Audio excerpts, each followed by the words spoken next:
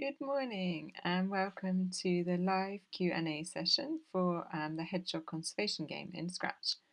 Hopefully you've watched the video just now about how to add the badger and the deep hole to your game and have possibly managed to make that work. You might have been pretty quick if you've done it already.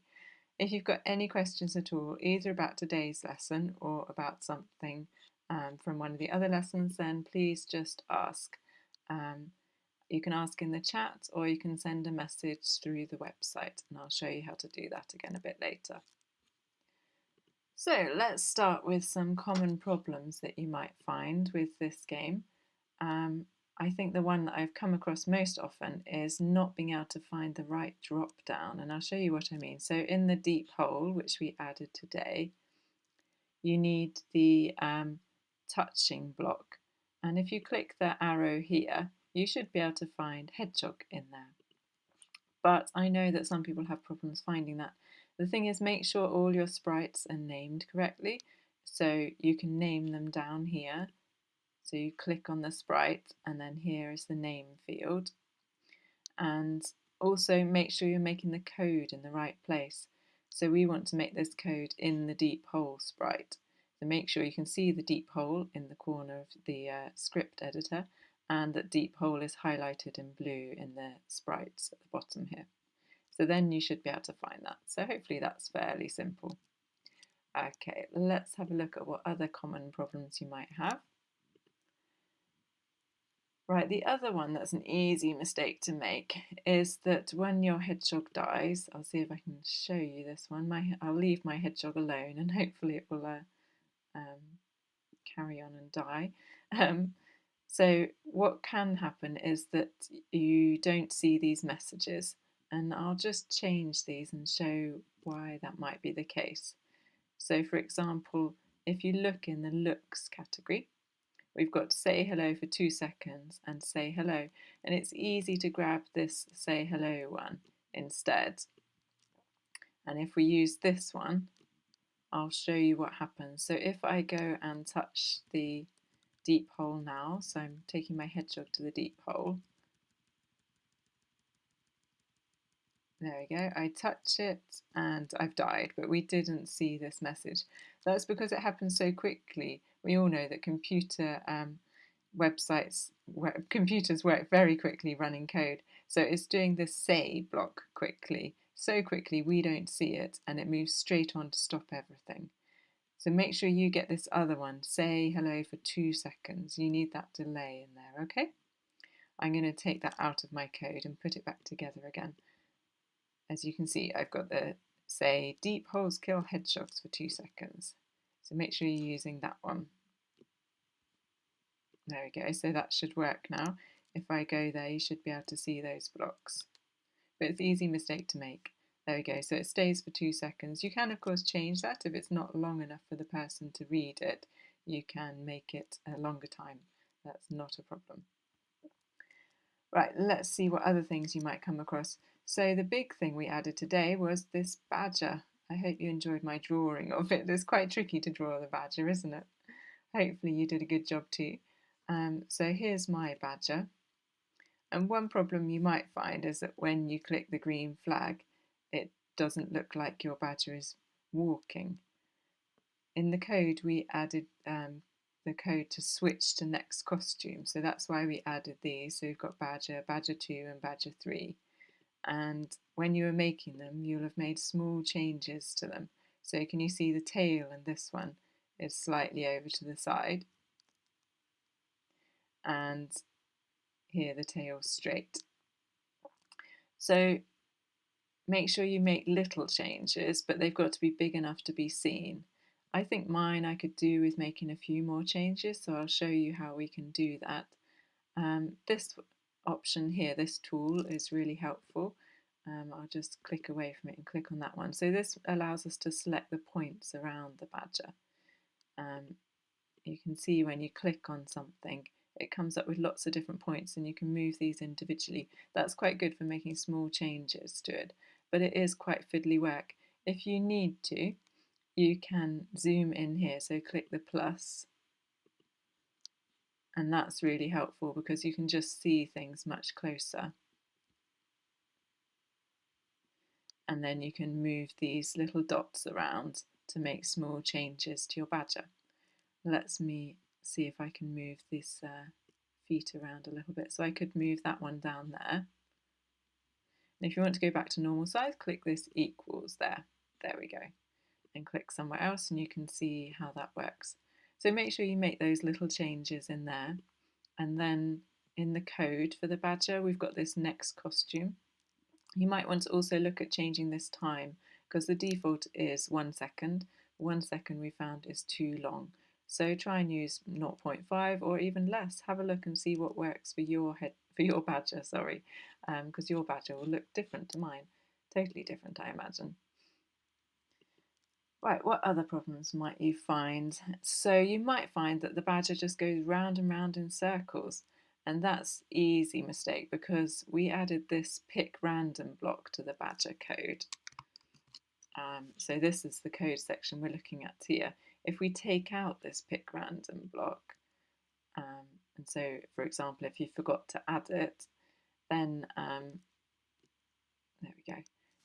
Then the badger will go round and round in circles. So there we go, it's just going round and round in the same place. It's very obvious that you've just programmed it to turn round in circles, which isn't very challenging to the person playing. So that's why we add this pick random block and then put this in there so that the badger will choose a random amount to turn. You could try change those numbers if you want to. I think this makes it look good enough that it's moving around and doing different things and is a bit unpredictable. So check that in your code if your badger's going round in circles. Right, let's have a look at other things that you might have a problem. We did do some fiddly stuff with the beetles and worms, didn't we? So we had to add some code to all of them to check that the badger can eat them. And so it's easy to miss something and you'll find that one of your worms doesn't get eaten or one of your beetles doesn't get eaten by the badger. If you just watch and see, so this badger has eaten one beetle, then he's headed for a worm, yep, that one's worked. If it's not working on yours, what you need to do is check the code in each one. You've got to be diligent. I know it takes a while, but go through each one and make sure you've got the code. So I'm going to stop it so the hedgehog's not distracting me. And let's have a look at the code. So you need this bit and make sure it's within the forever loop because if it's outside of it, it won't work at all. We need it connected inside the forever loop after this other if loop. So if the worm is touching the hedgehog, it will disappear. And if it's touching the badger, it will disappear. And you need to check each worm and each beetle to make sure it's got that. If you can't find the code, you can right click and go clean up blocks. Then you can see things a bit more clearly. Here we go, we've got the touching badger here as well, haven't we? And check the other ones. So make sure you've got that in all your code. Debugging in Scratch often means just going through things slowly and patiently, trying to find where the problem is, because it's probably something just really simple that you've missed. We've got it there. And here, touching badger, hide. And here, touching badger, hide. And remember, we use the backpack sometimes to copy code across. So if you haven't got it in one of them, then you can grab this block, put it in the backpack like this, and that copies it. So it's still in this beetle too, except it hasn't copied it this time, but it should copy it. Let me grab it again. There we go, it's gone blue. There we go. So it's in the backpack, this long code there. So you can use that and add it to any of the other beetles or worms that you've got. So remember, that's an easy way to do it. You can also use Control-C and Control-V if you're familiar with using the keyboard shortcuts. Right, this badger is also eating all the beetles and worms. So let's watch here. Can you see the badger's eaten, I think it's eaten most of the beetles already. And the hedgehog hasn't even got started. So a problem you might find is that it's hard to win the game now because the badger's eating stuff too. You've got a competitor, and that's a bit more realistic as well, isn't it, that the hedgehog has some competitors in life. So let's look at the hedgehog code here.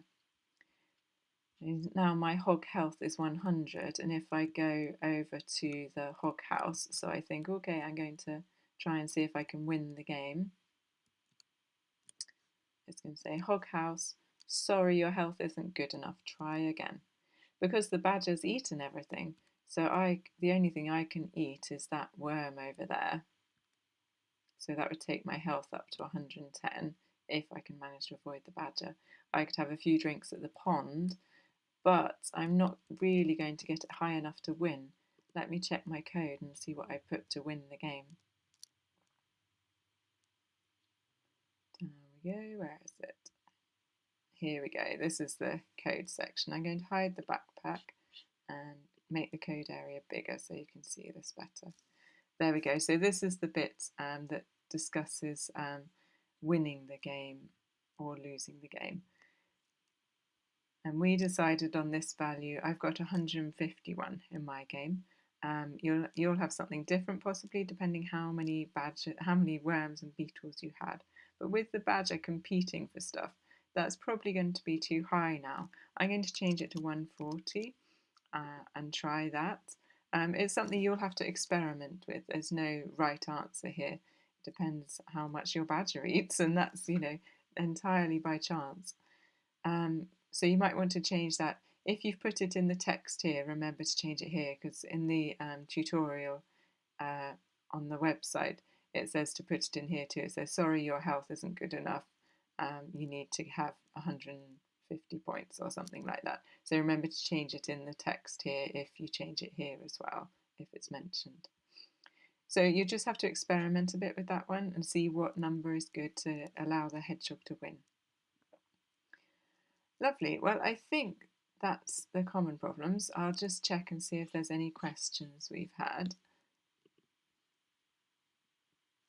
No, nothing come in at the moment. So if you do have any questions, please ask them on the chat or through our website. I'll show you how to ask through the website in case you haven't seen that. So on the website, which is earthgames.uk, if you go to Learn, click on Ask an Expert.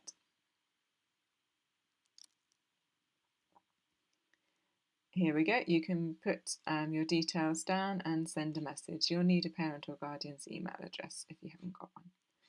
Right, so you can send us any questions you've got and where you're stuck. If you can, it would be helpful to have a link to your project or some pictures of the code in there so you can tell us exactly what's wrong. The easiest way to give us a link is to share your project. So let me show you how to do that. At the top here, you should have this share button. If you can't see a share button, it means that your email hasn't been confirmed. When you log into Scratch, you might see a big orange bar going across the top. It'll say there that your email hasn't been confirmed, and you can resend that email and then get your parent or guardian or teacher to click on that, and then you can share it.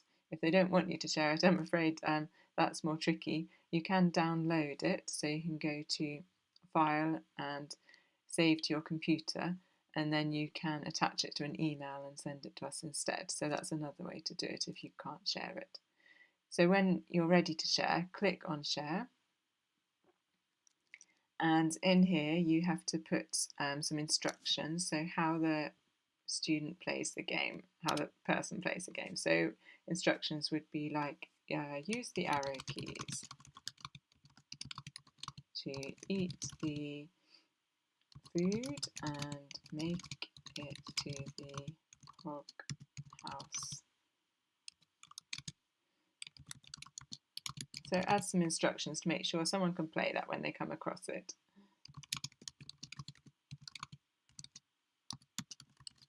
So I'm not going to tell them what the hazards are. I said make sure you avoid the hazards, and we'll leave it at that. So how did you make this project? You might want to refer to Hedgehog Republic or Earth Games UK.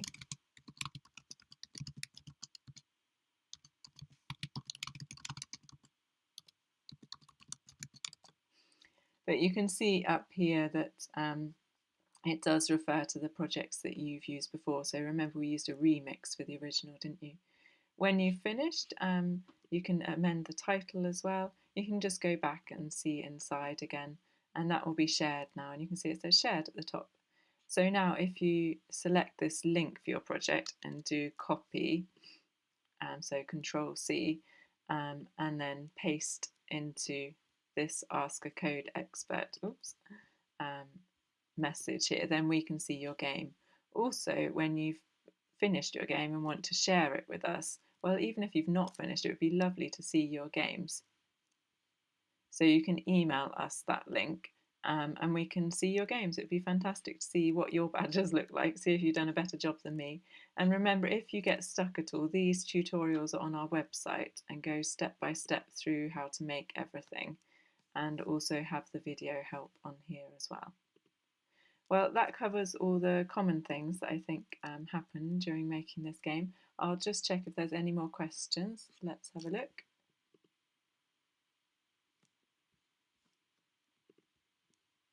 No, it looks like there's no more questions today. And I look forward to seeing you next week. So next week we're going to be adding more gardens in. So that's going to be a lot of fun. So the hedgehog will be able to go through gates on the side here into other gardens. So it makes it into a more complicated game, but much more fun. So please join us next week at 10 o'clock for the lesson, and then 10:30 for the live Q&A. Thanks, bye.